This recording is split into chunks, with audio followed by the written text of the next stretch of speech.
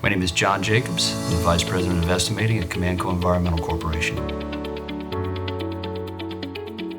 For our purposes, we typically estimate about a 12-man crew, and depending on the type of synthetic being installed, there'll be one piece of equipment, and then the productions are established as a unit per man-hour in order to accomplish or arrive at a unit cost for the work. And any challenges with the design, whether it be a slope area or a high wind area, things of that nature would definitely factor into these productions. Generally speaking, you look at the total area, the total work area, you contemplate that in terms of square feet.